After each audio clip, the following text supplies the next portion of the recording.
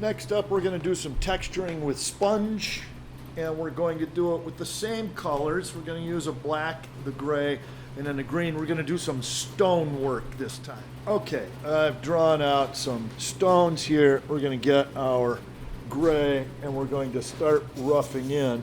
This will all be a wet blend as I do this. And start filling these in like this. Now, I suppose I could paint the whole thing gray and then just start to define my spaces, but I'm going to do it this way so you guys have a better idea of seeing what I'm doing. I'm going to get a little black now. I'm going to start working it in. Now, stones are round, so the bottom part of them, I'm going to clean out my brush a little bit right there. The bottom part is more likely to have shadows to it, and if they're irregularly shaped, I'm going to give myself a little palette of gray right there that I can work with. If they're irregularly shaped, I can begin to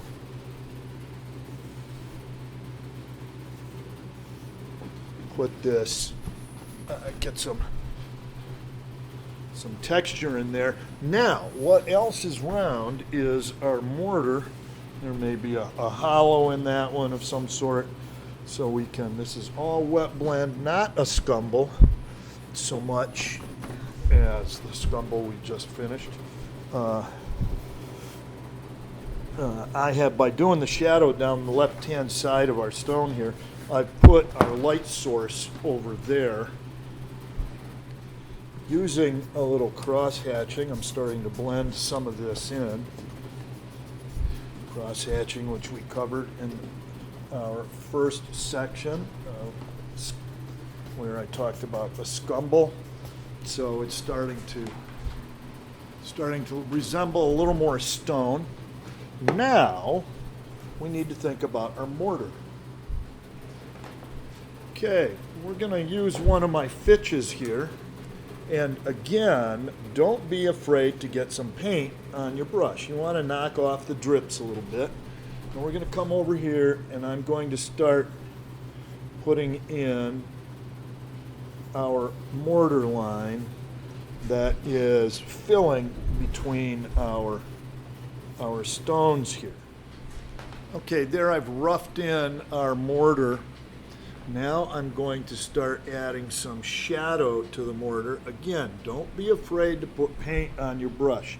Now, the mortar is concave. If we look at it from the side, there's our stone, and there's our stone, and our mortar looks like this. So, considering our light source, the sun is coming this way, our shadow will be up there. Here's our sunlight.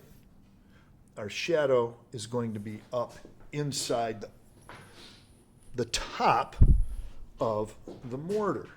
So I'm going to just put some shadow in here. I'm going to get some white and put some highlight in there after a bit as well. So this is very much in the shadow, and I'll probably get a little gray to help soften this a little bit because it doesn't need to look quite that dark. And I'm using my 1/2 inch fitch for this. And since I've determined that our sunlight is coming this direction, this here will also be in this side of the mortar will also be in the shadow. Okay, I've now gotten a little white paint here, and I've started to put in bits of highlight on the upper side, which is the lower portion of our mortar. So I've got, and I used my 1/4 inch fitch for that. Now I need to smooth out some of this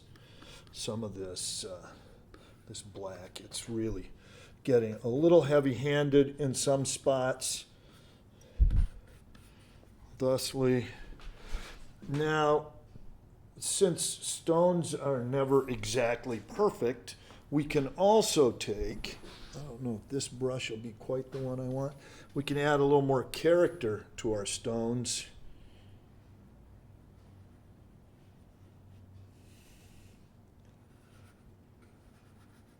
And perhaps there's a crack or two in them, or there's just a very heavy spot that sticks out, and we can shade those in this way.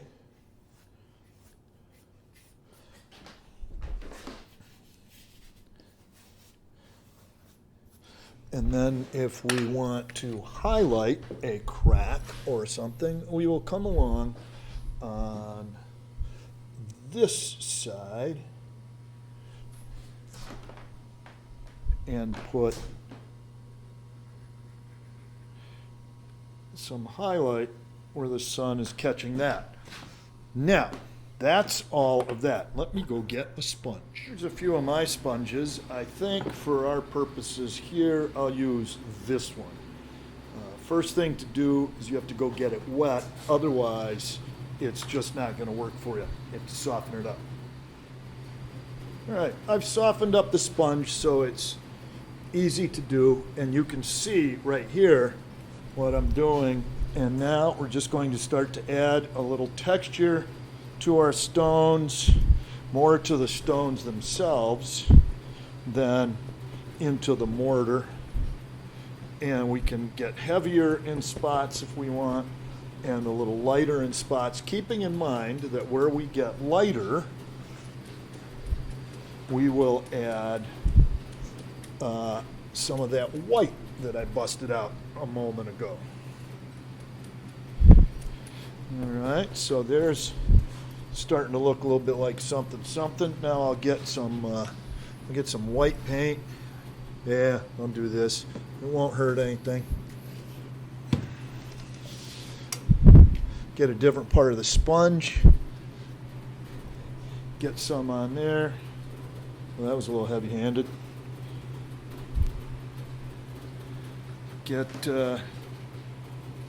We know where our light source is. It's coming from this direction. So that's where the majority of our texture highlight is. And you just gently dab the sponge onto the paint surface. You can roll it, and the harder you push, the more you leave behind. So you can lightly dab at it, or press it in. If you need more paint, you go get more paint, and you just start putting that on.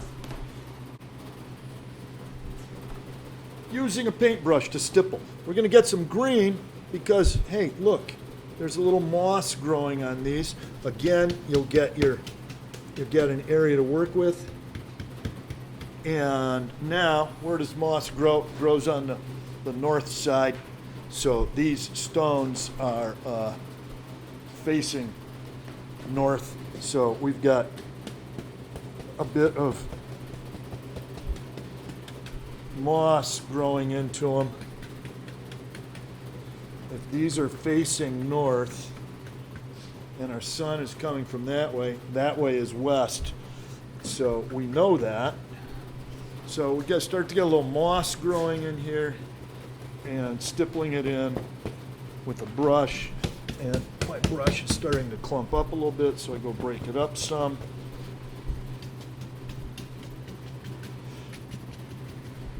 A little bit of moss in the mortar there. This stone doesn't have any moss on. I'm kind of putting it in the shadows a little bit.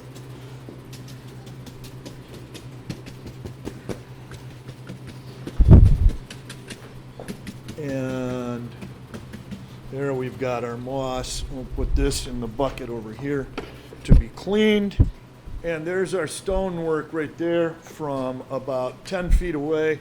Now our audience is usually, oh, let's say they're 30 feet away. So let's see what this looks like if we get very far from it. I'll lean it up against my stool here. And we're back here. Now we're looking at 30 feet. Well, I'm maybe 15 feet away, but as our audiences sit further and further away from our scenery, it becomes a little more and more realistic. Boom.